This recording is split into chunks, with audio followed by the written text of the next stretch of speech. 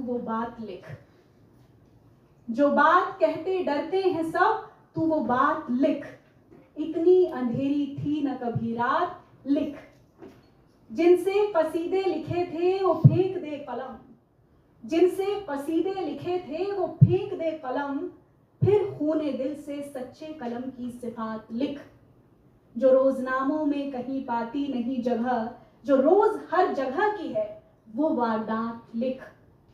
जितने भी तंग दायरे हैं सारे तोड़ दे, अब आ खुली फिजाओं में अब कायनात लिख। जो वाकयात हो गए उनका तो जिक्र है, जो वाकयात हो गए उनका तो जिक्र है, लेकिन जो होने चाहिए वो वाकयात लिख। इस बाग में जो देखनी है तुझको फिर से बहार, तू डाल डाल से सदा तू पात पात लिख। Thank you so much. आप सबका बहुत बहुत शुक्रिया मुझे सुनने के लिए भी देता।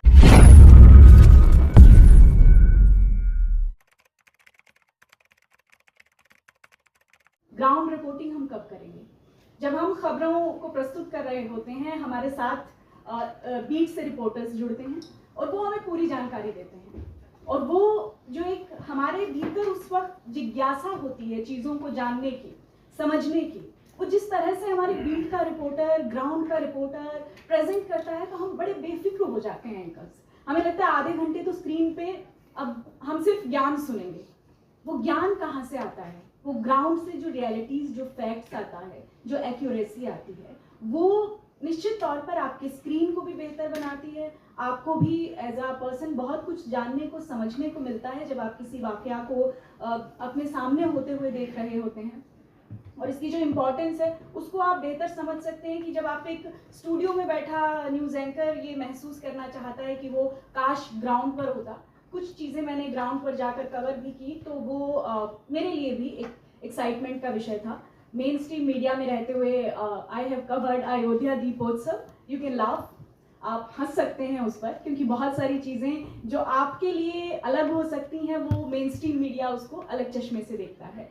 तो मेरा काम था, I was an anchor and मुझे जाना था और मैंने कवर किया।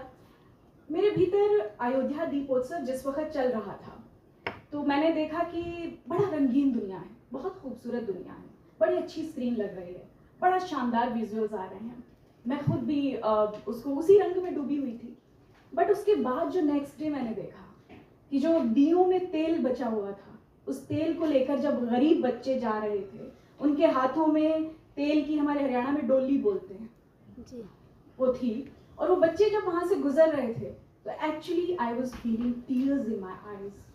आई thought this is the story, this should be done. इन लोगों के लिए किया जाना चाहिए। खबर तो ये थी, अयोध्या में खबर तो यही थी जो मुझे कवर करनी थी।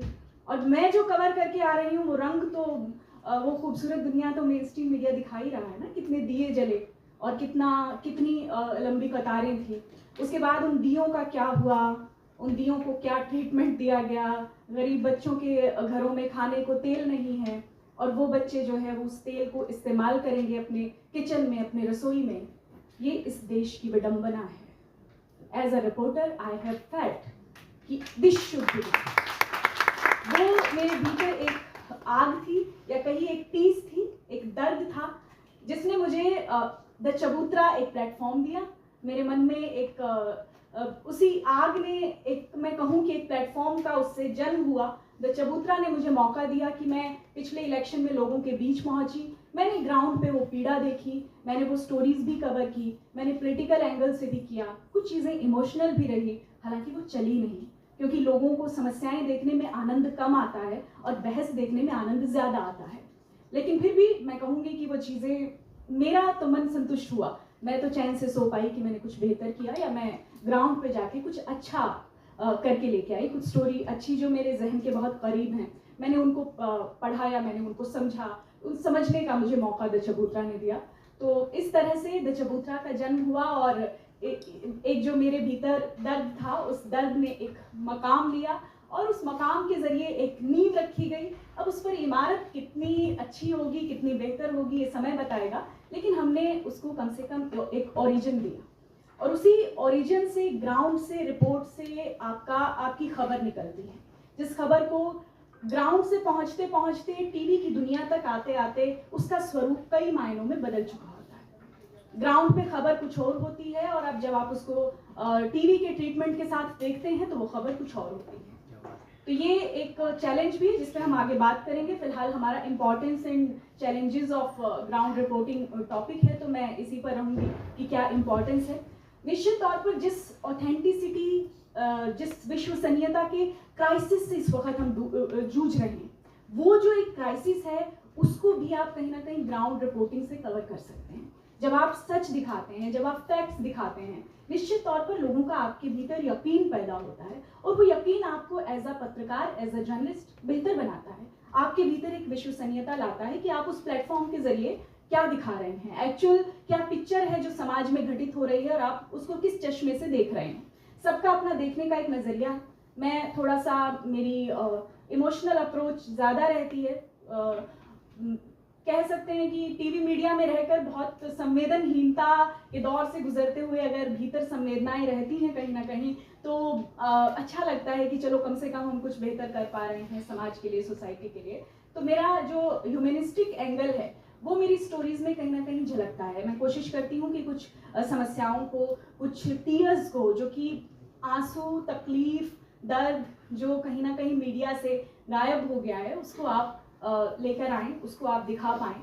तो वो उस इम्पोर्टेंस को आप बेहतर समझ सकते हैं कि इतने सारे एंगल्स को जब कोई चीज़ कवर करती है तो वो एज अ ग्राउंड रिपोर्ट आप उसको किस तरीके से बेहतर बनाते हैं। बहुत सारे लेगेसी ब्रांड्स हैं हमारे पास टीवी में। अभी सर ने भी बहुत लंबी फहरिस्त गिनवाई और मैं तो बहुत अदनी सी एक एंकर हूँ। बहुत से एक्सपर्ट यहाँ पर बोल कर गए हैं। मेरी समझ में मैं नहीं मानती कि इतनी विकसित है कि मैं उस पर बहुत ज़्यादा ज्ञान दे सकूं, लेकिन सच्चाई यही है कि एक लेगेसी है ब्रांड्स की जो कहते हैं कि हम पत्रकारिता करते हैं। मेन स्ट्रीम मीडिया में बहुत सारे टीवी चैनल्स हैं जो आज के समय में ये कहते हैं कि हम खबरें दिखाते हैं, हम देश की आवाज़ हैं, सबकी अपनी टैगलाइंस हैं।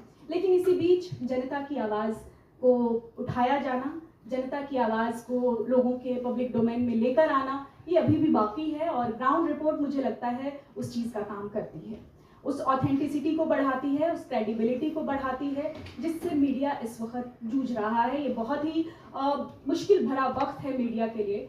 मुझसे पहले भी मंच पर इस बात का जिक्र हो सकता है। और कोई भी ज़हीन आदमी जो संवेदनशील तरीके से सोचता है, जो देश को एक अलग इंटेलेक्चुअल नजरिए से देखता है, जिसकी बौद्धिक क्षमता दूसरों से अलग है, वो निश्चित तौर पर ये महसूस कर सकता है कि देश इस वक्त बहुत ही क्राइसिस में है। मीडिया जो है इस वक्त बहुत क्राइसिस में है और इसमें कोई शक नहीं है। क्योंकि आप अगर एंकर टीवी पे कुछ बोल रहा है तो आप कहेंगे कि झूठ बोल रहा है। ये पहले नहीं था। ये अभी का एक, मैं कहूँगी कि मैंने अपने जैसा काम किया है, बट फिर भी मैं कहूँगी कि टीवी मीडिया इस वक्त हाशिए पर है। ग्राउंड रिपोर्ट्स की वो जगह नहीं है जो होनी चाहिए, लेकिन ग्राउंड रिपोर्ट की इम्पोर्टेंस को आप उन तमाम बातों से समझ सकते हैं कि जो कुछ आजकल मिसिंग है, ग्राउंड रिपोर्ट आपको वो चीज़ दे सकती है। आपको और बेहतर मीडिया आपके सामने प्रस्तुत करने का काम जो है वो ग्राउंड रिपोर्ट्स कर सकती हैं। Although there are lot many challenges, बहुत सारी जानकारी जो एकेडमिया से जुड़ी होती है। मान लीजिए आप कोई कन्फ्लिक्ट को कवर कर रहे हैं। पिछले दिनों में एक स्टोरी करके आई हूँ, वो जो अभी आई नहीं है, अभी एडिट सिस्टम पर ही है। वो एक कास्ट कन्फ्लिक्ट था बेसिकली। एंड जब आप किसी कास्ट कन्फ्लिक्ट पर बात करते हैं, मुझे लगता है कि उस कास्ट कन्फ्लिक्ट के बारे में आपको कितनी किताबें आपने पढ़ी, कास्ट को आप कितना समझते हैं, कास्ट डिस्कोर्स पे आपने कितना काम किया है। मुझे लगता है वही चीज़ है जो आपकी उस रिपोर्ट को बेहतर बना सकती है। दो गांवों के बीच कास्ट को लेकर झगड़ा है, हम कहेंगे कि नहीं अरे आज के समय में सब नॉर्मल है, बट सब नॉर्मल नहीं है। बहुत सारे लोग आज भी उस चीज़ को जी रहे हैं और सदियों पहले भी उन्होंने उस चीज़ को जिया है। अब आप उसको किस तरीके से पेपर पर लाते हैं, किस तरीके से आप उस स्टोरी को ट्रीटमेंट देते हैं, दैट डिपेंड्स ऑन यू। और मुझे ऐसा लगता है कि जर्नलिस्ट का जो एक मोटो होना चाहिए वो फैक्ट्स डिलीवर करना होना चाहिए। आपको ये हक नहीं है कि आपको उस पर जजमेंट देनी है कि क्या हुआ था। दो गांवों के बीच में कन्फ्लिक्ट है, किसी के लिए वहाँ का एक शख्स हीरो है, किसी के लिए वहाँ का एक शख्स विलेन है। अब हम उसको ना हीरो बता रहे हैं ना हम विलेन बता रहे हैं, लेकिन उस दौर में हुआ क्या था, उसकी हिस्ट्री क्या है, कितने लोग उसमें शामिल थे, कितने लोगों की जान चली गई, क्या हुआ था उस दौर में, ये चीज़ें हैं जो बहुत इंपॉर्टेंट हैं। ये फैक्ट्स जब आप डिलीवर करते हैं तो वो आप लोगों पर छोड़ दीजिए कि वो उस पर अपना क्या डिसीजन लेते हैं। आप कोई डिसीजन मेकर नहीं हैं, क्योंकि ये काम मैंने एंकर रहते हुए बहुत करीब से महसूस किया है कि एंकर एक जज बनकर कुर्सी पर बैठता है और वो अपना डिसीजन सुना देता है। डिबेट होती रहती है, बड़ा हास्यास्पद होता है, कई बार गिलास टूट जाते हैं, कप टूट जाते हैं, माइक टूट जाते हैं, लड़ाई झगड़े हो जाते हैं, गाली गलौज हो जाता है, लेकिन उस बीच जो है एंकर एक जुडिशियल पावर होता है एंकर के पास, और वो अपना जो है जजमेंट देकर चला जाता है। तो मेरा मानना है कि आप जब ग्राउंड पर होते हैं तो try to collect facts from there. You are not जज, यू हैव टू अंडरस्टैंड कि आपके ऊपर एक बहुत ही महीन रिस्पॉन्सिबिलिटी है। मैं कहूँगी कि जिस दिशा में मीडिया इस वक्त जा रहा है, जिस दिशा में मीडिया जाएगा, लोगों की सोच भी वही बनती चली जाएगी। अगर इस देश का प्रधानमंत्री किसी भाषण में झूठे तथ्य देता है, मुझे लगता है कि वहाँ रैली में आई भीड़ वो झूठे तथ्य अपने घर लेकर जाती है और वो झूठ फैलता है। उस झूठ को वो लोग एक दूसरे के सामने मैनिपुलेट करके या किसी भी तरीके से वो झूठ, वो भ्रम फैलता चला जाता है। तो ग्राउंड रिपोर्ट की इम्पोर्टेंस को हम यहाँ से समझ सकते हैं कि आपके ऊपर कितनी ज़बरदस्त रिस्पॉन्सिबिलिटी है कि आप जब कोई चीज़ को कवर कर रहे हैं तो आप उसमें किन किन चीज़ों का ख्याल रख रहे हैं, क्या चीज़ें हैं जो आपके लिए जानना ज़रूरी है, आपके व्यूवर्स के लिए जानना ज़रूरी है, और उससे कोई सोशल जो फैब्रिक हमारा बना हुआ है उससे उस पर कोई हार्म ना हो, आपको इस चीज़ का भी ख्याल रखना है। तो ये बहुत ही बैलेंस्ड तरीके से एक चलने वाली चीज़ होती है। एक्यूरेट जानकारी आपको समझ आती है, एक क्लियर पिक्चर दिखाई देती है किसी भी चीज़ की, क्योंकि ग्राउंड पर खड़ा व्यक्ति जो है आप यहाँ से सिर्फ चीज़ों को पढ़ सकते हैं, जान सकते हैं, लेकिन एक व्यक्ति, एक मौन की भी भाषा होती है। जो मौन होता है ना, उसकी भी एक भाषा होती है, और वो मौन आपको ग्राउंड पे बहुत बेहतर समझ में आता है। बहुत सारी महिलाएं, मैं अब ग्राउंड पे गई, बहुत सारी महिलाएं कुछ नहीं बोली लेकिन वो बहुत कुछ बोली। बहुत से लोग कुछ नहीं बोले लेकिन वो बहुत कुछ बोले। जो मौन की भाषा होती है, जो आईज से आपके एक एक्सप्रेशन आता है, जो एक जबान बंद है बट आप जबरदस्त एक्सप्रेशन है, उससे जो आता है ना, वो आप ग्राउंड पे जाके बेहतर समझ सकते हैं। मैं पॉलिटिकल कवरेज पे थी, मैंने देखा एक औरत ने कहा कि, मैंने कहा अम्मा आप वोट दे दी हैं? बोली हाँ बेटी, गाम राम जीत कर वोट दे देंगे। हरियाणा से महिला थी, मैं भी हरियाणा से हूँ, तो मैंने कहा भाई वोट दे दो। बोली बेटी जड़ा गाम राम का गाम वोट दे देंगे। आप ये देखिए कि महिला का वोट एक अलग मसला है, वोट देना एक अलग मसला है, महिला किस फैक्टर को देखकर वोट देती है ये एक अलग मसला है। और ये सारी चीजें आपने एक सवाल से समझी, एक जवाब से पकड़ी कि नहीं पकड़ी, कि जित गाम राम का वैगाम वोट दे देंगे। महिला की आइडियोलॉजी कहाँ है, महिला का रिप्रेजेंटेशन कहाँ है, महिला का पार्टिसिपेशन कहाँ है, महिला क्या चाहती है। गाम राम आज भी इतने सालों बाद भी आपके पास इतना बड़ा मताधिकार का एक अधिकार है आपके पास, और आप गाम राम जीत कर वहां वोट दे देंगे। तो ये इसको आप कहाँ समझेंगे। ग्राउंड पे उस महिला के चेहरे पर एक बेचारगी थी, अनभिज्ञता थी, वो अनजान थी, उसे पता ही नहीं था कि उसके पास कितना बड़ा अधिकार है, वो राज पलट सकती है। मैं टीवी को और सरकार को लेकर हमेशा एक बात कहती हूँ कि अगर आप अपने वोट से सरकार बदल सकते हैं, राज बदल सकते हैं, तो आप रिमोट से टीवी भी बदल सकते हैं। तो आपके पास कितनी बड़ी पावर है आपको पता भी है, लेकिन उस महिला को उस बात की जानकारी नहीं। वो उसके एक्सप्रेशन में थी, वो अनभिज्ञता, वो अनजान थी उस चीज से कि उसके पास कितना बड़ा राइट है। तो वो चीज आप ग्राउंड पे बेहतर समझ पाते हैं। मुझे लगता है एज ए जर्नलिस्ट, मैं यहाँ बैठ के अगर टीवी पे बैठी हूँ और मेरे साथ कोई गांव की महिला जुड़ गई, तो मैं उसके एक्सप्रेशन को वैसे रीड नहीं कर पाऊंगी जो मैंने आमने सामने से उस चीज को समझा। एक अम्मा कीचड़ से सने घर में रहती है, वहाँ उस महिला के पास पलंग रखने तक की जगह नहीं है, और मैंने वहाँ जिक्र भी किया इस बात का कि जो पॉलिटिशियंस होते हैं उनके घरों में अच्छे सुंदर गार्डन होते हैं, वो वहाँ बैठकर चाय पीते हैं, लेकिन वो महिला जिस जगह पर रह रही थी वहाँ इतनी गंदगी थी जिसकी कोई हद नहीं। उस महिला को वोट से कोई मतलब नहीं था, लेकिन उसके वहाँ विकास जो नहीं हो रहा है उसे ये भी नहीं पता था कि इस विकास की जिम्मेदारी किसके ऊपर है, कौन ये चीजें करवा सकता है।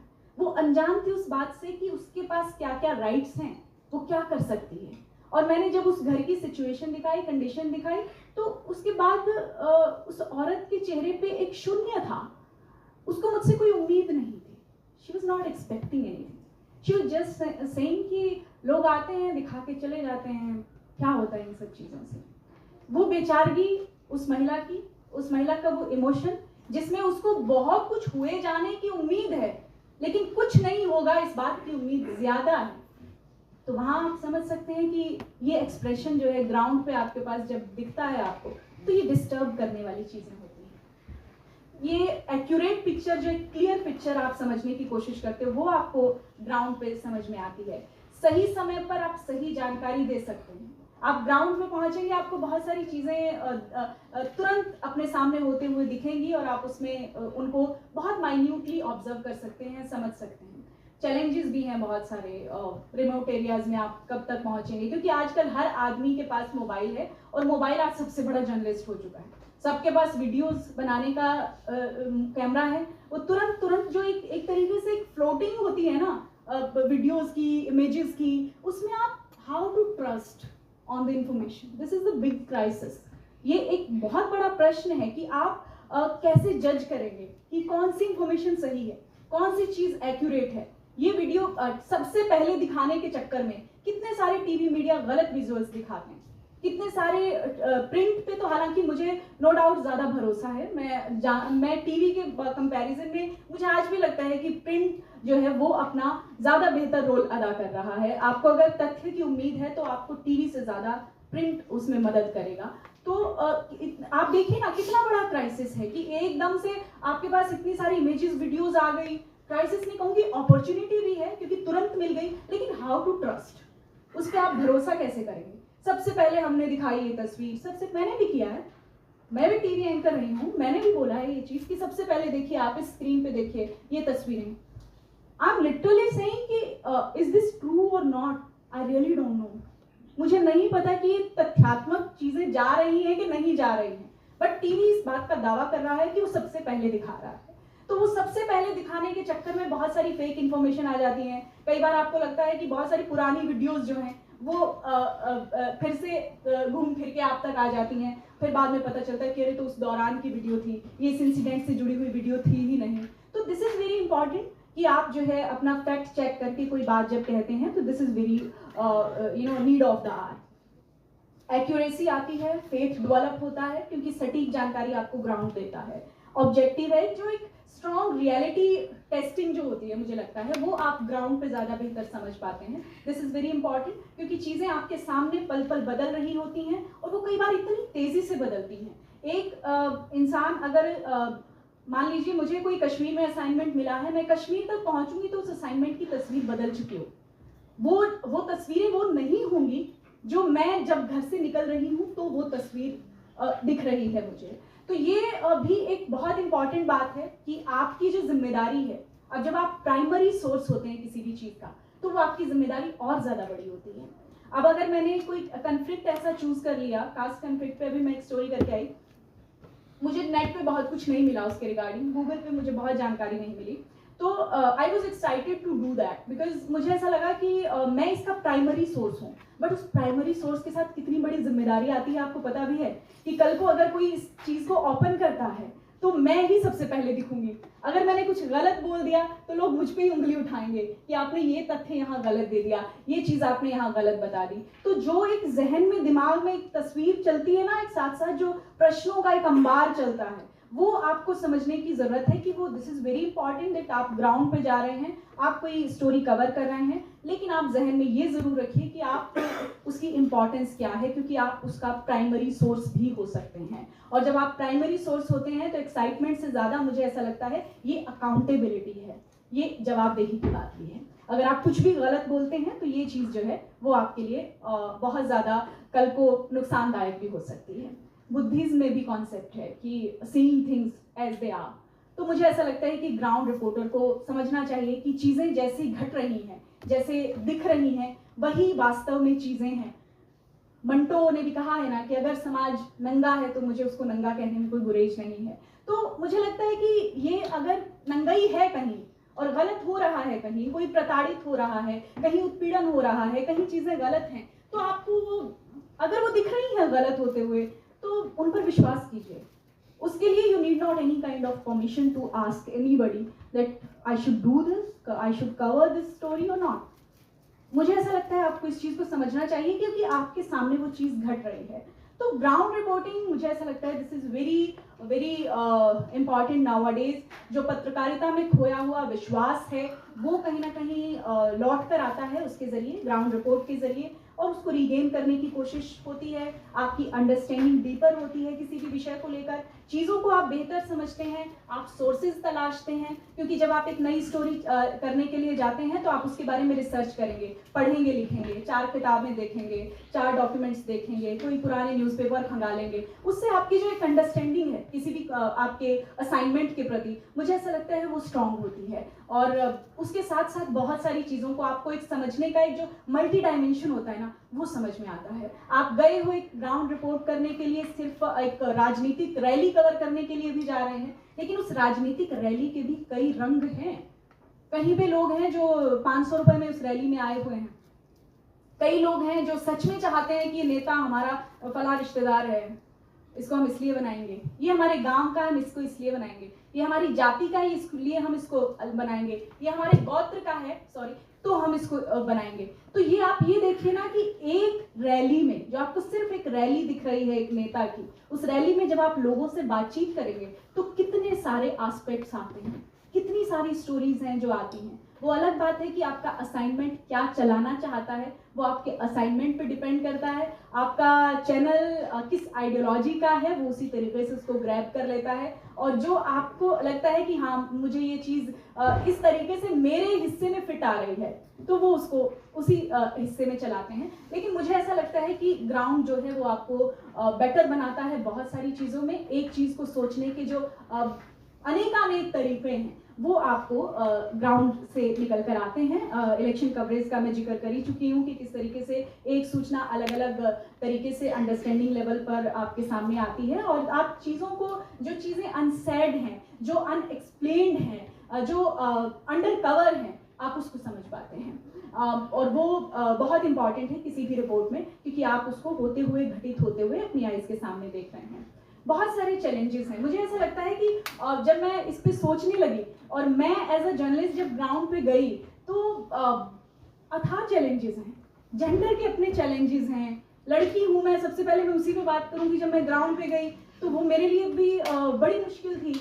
कहीं हुटिंग हो रही है, कहीं बहुत सारी चीज़ें। कुछ लोग आपके लिए बहुत सपोर्टिव होंगे, 4 लोग, कि भाई आप मैडम यहाँ चलिए, हम आपको लेकर चलते हैं, हम आपको फलां से मिलवाते हैं। सपोर्टिव लोग भी ग्राउंड पे आपको बहुत मिलेंगे, लेकिन साथ ही साथ आपको कुछ ऐसे एलिमेंट्स भी मिलेंगे जो आपको डिस्टर्ब करेंगे।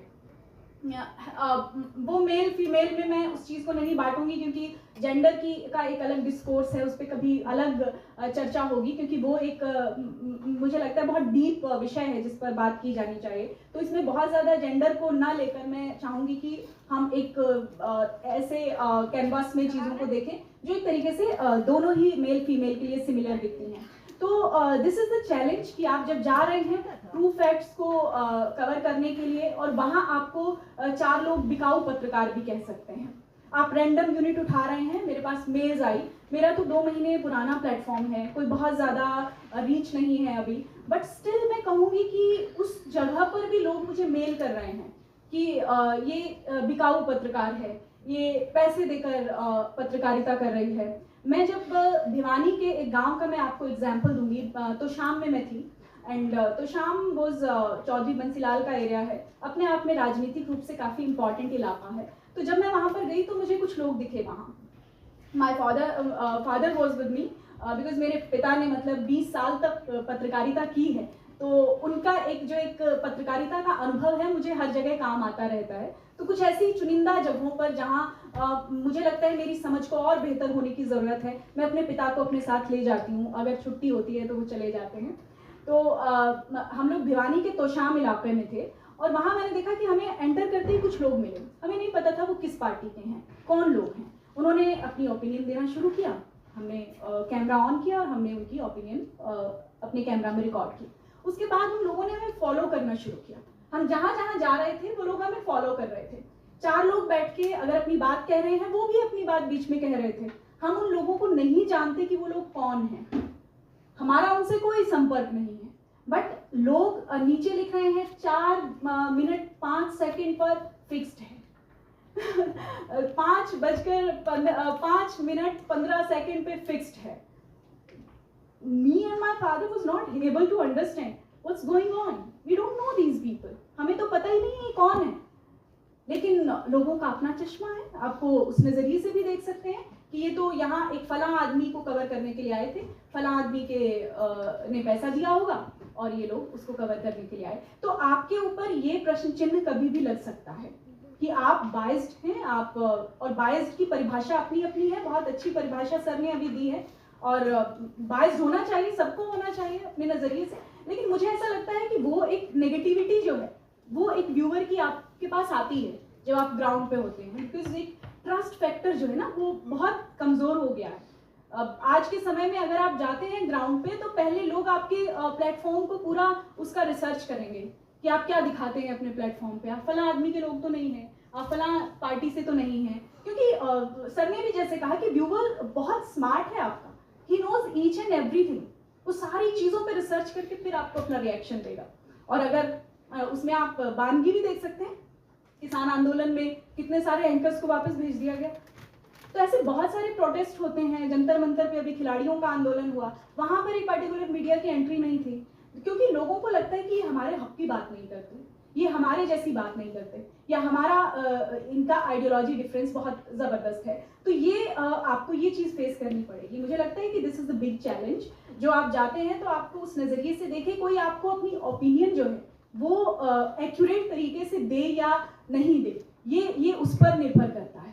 एक जो इन्फॉर्म्ड सिटीजनरी का एक जो कॉन्सेप्ट है उसको भी हमें समझने की कोशिश करनी चाहिए कि आपका जो व्यूअर है वो इतना इन्फॉर्म्ड है कि नहीं जिससे आप जानकारी ले रहे हैं।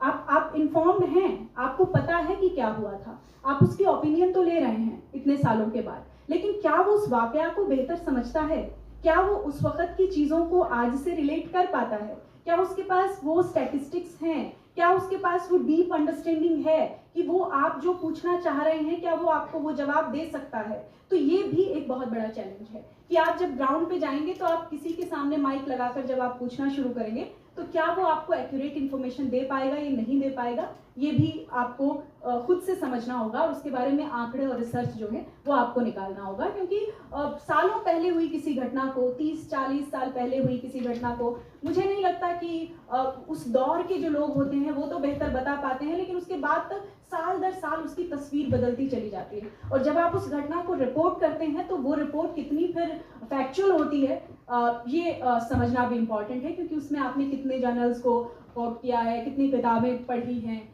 कितना आपने अपनी ग्राउंड पे अंडरस्टैंडिंग को मजबूत किया है।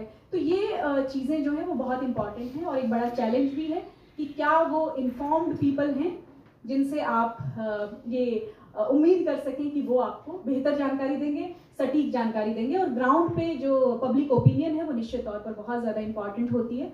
तो वो लोगों के पास एक्सपीरियंसेस तो होते हैं, लेकिन अकेडमिया इतना स्ट्रांग नहीं होता है कि वो अपनी बात को उस तरीके से इलेबोरेट भी कर पाएँ। क्योंकि आप निश्चित तौर पर उस घटना के बारे में जानते हैं, कोई महिला रो पड़ेगी, उसके पति ने उस पर अत्याचार किया, सो कॉल्ड जो भी मुद्दा जो आप उठाएं, कोई डोमेस्टिक वायलेंस का हो सकता है, किसी भी कन्फ्लिक्ट से जुड़ा हुआ हो सकता है, तो वो महिला रो देगी, उसका जो एक्सप्रेशन आएगा वो रोने तक महदूद हो सकता है। लेकिन क्या वो उस अपने बारे में उस तरीके से आपको इन्फॉर्म कर सकती है, क्या उसको अपने हकूक पता है कि उसको लॉ ने कितना क्या दिया है, लॉ में कौन से आर्टिकल्स हैं, कौन सी धाराएं हैं जिनके तहत वो मुकदमा दर्ज करवा सकती है, या उस को वो कितना अंडरस्टैंड करती है।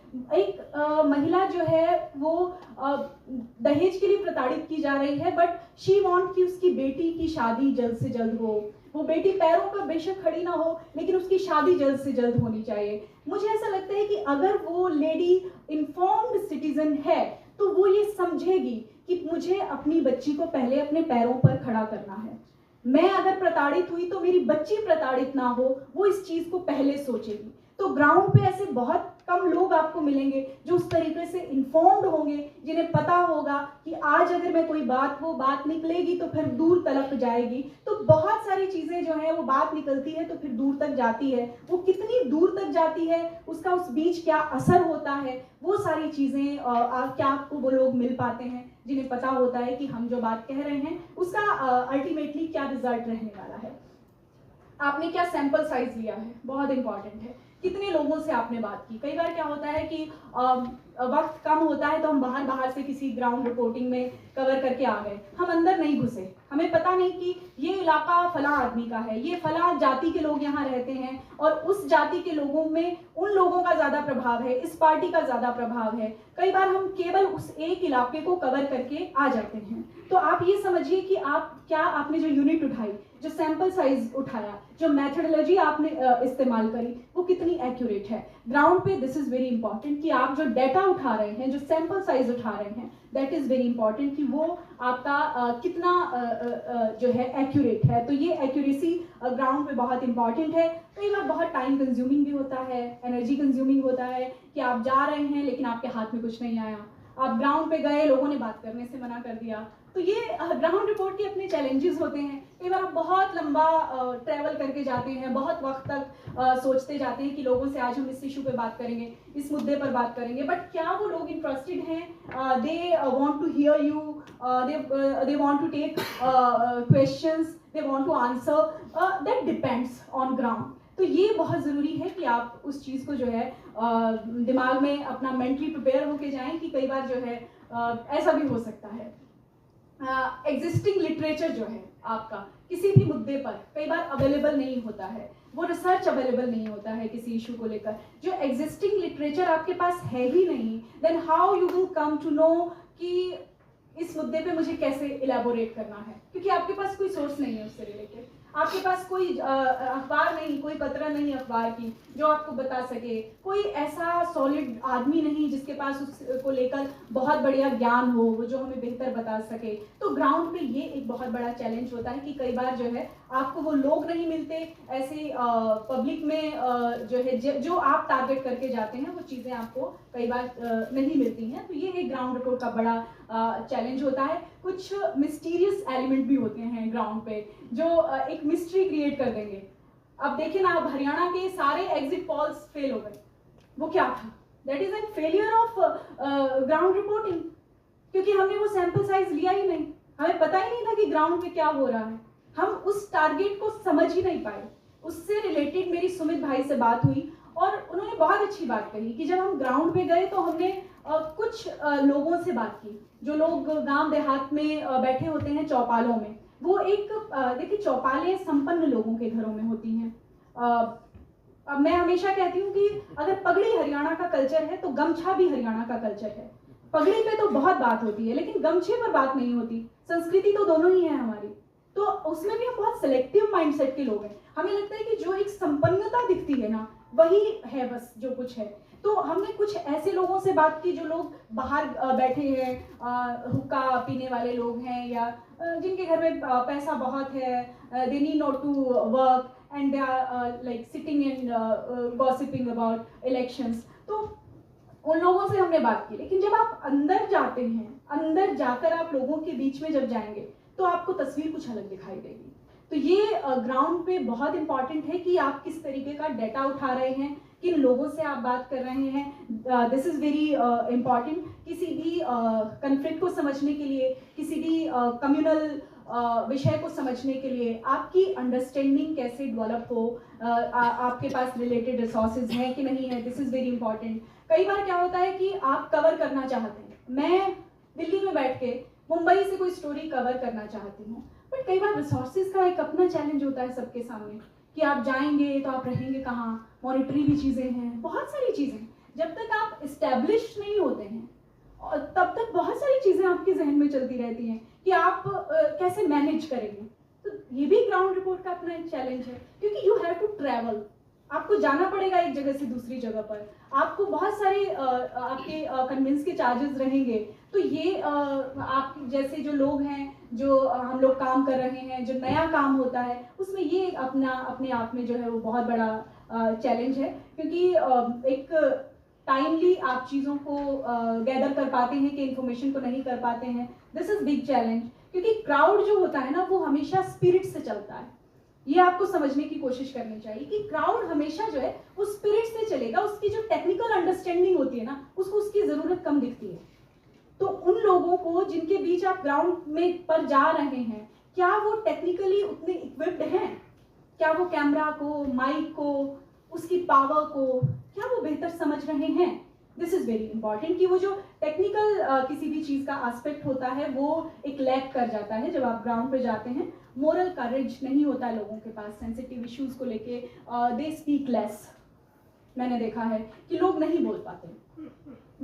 किसी के बहुत आपकी जानी पहचानी कोई घटना होती है, लेकिन हर किसी को अपना कोई दर्द याद आ जाता है, अपनी कोई तकलीफ याद आ जाती है। They want to elaborate but they don't have words for that.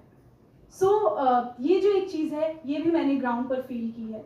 और बहुत सारे इसके साथ साथ जो ग्राउंड रिपोर्ट पर आपके फेलियर्स होते हैं, उसके भी कई सारे फैक्टर्स यही होते हैं कि आप जो अपने दिमाग में एक तस्वीर गढ़ के जाते हैं वो आपने जो अपनाई कि नहीं अपनाई, या आप उसको अपनाने में कितने सक्सेसफुल रहे। जो सैफोलॉजी है, जो इलेक्शन को के जो रिजल्ट्स को प्रेडिक्ट करने का एक जरिया है, उसको आप कितना समझते हैं, सैफोलॉजी को आप कितना उस टर्म को अंडरस्टैंड करते हैं जब आप ग्राउंड पे जाते हैं एंड पॉलिटिकल चीज़ों को कवर करते हैं, तो वो समझना आपको बहुत इम्पॉर्टेंट है। कई बार हम वहाँ पे लैग कर जाते हैं तो हमारे एग्जिट पॉल धरे के धरे रह जाते हैं। तो ये हुआ भी हरियाणा के इलेक्शंस में कि हम उस सैफोलॉजी को बेहतर नहीं समझ पाए। जो मॉनिटरी एस्पेक्ट्स हैं वो निश्चित तौर पर बहुत इंपॉर्टेंट हैं। कुछ लोग बिना पैसे के काम कर रहे हैं, कुछ पैसा लेकर काम कर रहे हैं, और वो दोनों जो लोग हैं ना वो अपने अपने उनके अपना नज़रिया है कि भाई वो चीज़ों को जो पैसा लेकर काम करेगा वो अलग दिखाएगा, जिसके पास पैसा नहीं वो बेचारा दिखा नहीं पाएगा। तो आप जाना चाहते हैं कोई स्टोरी कवर करने के लिए but you don't have money for that, but monetary aspects बहुत सारे हैं इसके पीछे। तो ग्राउंड रिपोर्ट के ये कुछ चैलेंजेस हैं, बहुत सारी इंपॉर्टेंस हैं। तो ये आपको तय करना है कि आप पब्लिक को खुश करने के लिए पत्रकारिता करना चाहते हैं या फिर आप सच में पत्रकारिता करना चाहते हैं। ये बहुत इंपॉर्टेंट है कि you want to be a journalist और यू आप अपना लोगों को खुश करना चाहते हैं, क्योंकि खुश करने में तो बहुत कम एफर्ट्स लगते हैं। मुझे लगता है कि किसी को नाराज करना आज के समय में ना वो ज़्यादा अच्छी बात है, फायदे की बात है, और उसमें आप कहीं ना कहीं अंदर से वो चीज़ें निकाल पाते हैं, कॉन्ट्राडिक्टरी चीज़ें आती हैं, आप अच्छी डिबेट कर पाते हैं, तब लोग नाराज़ होते हैं। जब आपके पास भी फैक्ट्स होते हैं, बोलने के लिए तथ्य होते हैं, और खुश करना तो मैं आपकी 4 तारीफ करूं, आप मेरी 4 तारीफ करें, और खुशियाँ ही खुशियाँ हैं। लेकिन नाराज़ करना अपना एक आर्ट है और वो आनी चाहिए आप सभी को। और जो है जो इक्विलिब्रियम एक बना हुआ है उसको आपकी जो जर्नलिज्म है वो अफेक्ट करे। दिस इज़ वेरी इंपॉर्टेंट, क्योंकि ये बहुत ज़रूरी है कि जो एक ताना बाना हमारे आसपास है, आप कितना विचलित होते हैं। कोई भी आदमी पत्रकार शौक से नहीं बन सकता। मुझे ऐसा लगता है जर्नलिज्म कोई हॉबी नहीं है। दिस इज समथिंग जो आपको भीतर से डिस्टर्ब करता है, जो आपको विचलित करता है, तो आप पत्रकार हैं। बहुत सारी किताबें इस माइंडसेट में लिखी गई कि लेखक रात को सो नहीं पाया कि क्या हुआ, और फिर उस चीज़ ने कितना चेंज सोसाइटी में लेकर आई वो किताब, वो बात जो कही गई उस विचलित माइंडसेट में। तो जब आप भीतर से डिस्टर्ब होते हैं तब पत्रकारिता निकलती है। किसी भूखे बच्चे को देखकर आपकी आंखों में आंसू हैं, किसी बच्चे के पैर में जूते नहीं हैं, किसी के पास खाने को खाना नहीं है, किसी को लोगों के पास वक्त है कि वो पॉडकास्ट कर रहे हैं जिनको गीता के 2 श्लोक आते हैं उनके साथ, लेकिन कितने लोगों को ये लाभ मिल पा रहा है, मुआवजे मिल पा रहे हैं जिनके घर जला दिए गए, उनके पास उन लोगों के लिए वक्त नहीं है। तो जो चीज़ें आपको विचलित करती हैं, मुझे लगता है वो आपको पत्रकार बनाती हैं, वो आपको बेहतर करती हैं, क्योंकि जब समाज का ताना बाना, किसी भी सोसाइटी का कोई भी फैब्रिक, कोई भी इक्विलिब्रियम जिसे आप देखकर ये कहें कि ये नहीं होना चाहिए, मुझे ऐसा लगता है कि आपको कदम उठाने चाहिए कि यस वो नहीं होना चाहिए। और ये जो नहीं होना चाहिए कि भीतर से स्पिरिट है, वो आपको मुझे लगता है पत्रकार बनाती है। बहुत सारे लोग मानते हैं कि पत्रकारिता शौक है, शौक नहीं हो सकता। पत्रकारिता आपके जहन में आपको जब विचलित होते हैं, डिस्टर्ब होते हैं, तो एक अलग तरीके से सवालों का एक अंबार आपके दिमाग में आता है और वो आपको पत्रकार बनाता है। एक जो सिस्टमेटिक लेखन होता है वो नहीं हो सकता जर्नलिज्म। सिस्टमेटिकली आप चीज़ों को लिख रहे हैं, that can't be journalism, it's a form of resistance. मुझे ऐसा लगता है जब आप रेजिस्टेंस करते हैं ना किसी भी चीज़ के लिए, आवाज़ उठाते हैं, सप्रेस्ड लोगों के खिलाफ के लिए बोलते हैं, और जब आप एक ऐसी जर्नलिज्म करते हैं जिसमें रेजिस्टेंस आता है, मुझे लगता है कि दिस इज़ वेरी इंपॉर्टेंट। सत्ता को खुश रखना, सत्ता के लिए गुणगान करना, ये तो बहुत आसान बात है और फायदे भी बहुत हैं। गलत बातों को खामोशी से सुन लेना, हामी भर लेना, बहुत है फायदे इसमें, मगर अच्छा नहीं लगता। जावेद अख्तर साहब की पंक्तियां हैं कि गलत बातों को मैं खामोशी से सुन भी लूं, हामी भी भर लूं, लेकिन मुझे अच्छा नहीं लगता। तो ये बहुत ज़रूरी है कि कुछ चीज़ें जो होती हैं वो आपको अच्छी नहीं लगती हैं और वो ही कहीं ना कहीं आपको पत्रकार बनाती हैं। तो जब भी आप कोई भी चीज़ें, मेरे कुछ सजेशन हैं एट लास्ट की, जब भी आप कोई कन्फ्लिक्ट कवर करते हैं, कोई भी स्टोरी कवर करते हैं, जो एग्जिस्टिंग लिटरेचर है उसको आप ज़रूर जहन में रखें, ज़रूर पढ़ के जाएं। अगर आप ऑनर किलिंग पर बात कर रहे हैं, मान लीजिए ऑनर किलिंग पर अभी चंद्रसुता डोगरा की किताब आई थी, मनोज बबली हेट स्टोरी, उसमें उनको बहुत हेट मिली, बहुत तकलीफ सही उन्होंने, उनको बहुत लोगों ने ट्रोल किया, गालियां दी। लेकिन मुझे ऐसा लगता है कि उस किताब को पढ़ के आप ये समझ पाएंगे कि ऑनर किलिंग क्या है एक्चुअली, किस तरीके से एक जाति विशेष अपनी प्रेस्टीज को बढ़ाने के लिए किस तरीके से ऐसे एक्ट करती है जो कानूनन रूप से भी सही नहीं है, सोशली भी सही नहीं है। चंद्रसुता डोगरा के भीतर वो हिम्मत थी, उन्होंने लिख दिया। आज हम अगर कोई ऑनर किलिंग का विषय उठाते हैं तो हम उस किताब को जरूर जहन में रखेंगे, हम पढ़ना चाहेंगे कि उन्होंने क्या लिखा था, किस तरीके से लिखा था। तो आप सिस्टमेटिक लेखन नहीं है, अगेन मैं ये कहूँगी it's a form of resistance. और बहुत सारी चीज़ें जब आप रिपोर्ट देखते हैं, इनफैक्ट अयोध्या की जो रिपोर्टिंग रही, आपने देखा होगा कि अयोध्या रिपोर्टिंग में भी राम जन्मभूमि विवाद आया, कहीं भी राम मंदिर बाबरी मस्जिद विवाद नहीं आया। ये समझिए आप किस तरीके से आपको हेडलाइंस अफेक्ट करती हैं। राम मंदिर बाबरी मस्जिद विवाद था, लेकिन राम मंदिर विवाद क्यों बना दिया गया? ये एक बड़ा प्रश्न है कि किस तरीके से मीडिया चीजों को मैनिपुलेट करता है। क्या जो वो सोचता है वो आपसे भी चाहता है कि आप भी सोचें उस पर। उसके लिए बड़े से बड़े न्यूज़पेपर्स की हेडलाइंस पढ़िए, बड़े से बड़े चैनल्स को उठाकर देखिए, वो वही बात करते हैं जो वो बात बुलवाना चाहते हैं।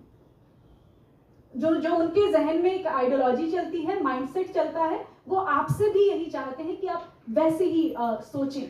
और सोच पर जो अख्तियार होता है, मुझे लगता है सोच पे अख्तियार किसी टीवी, किसी मीडिया, किसी चैनल, किसी का नहीं, आपका खुद का होना चाहिए।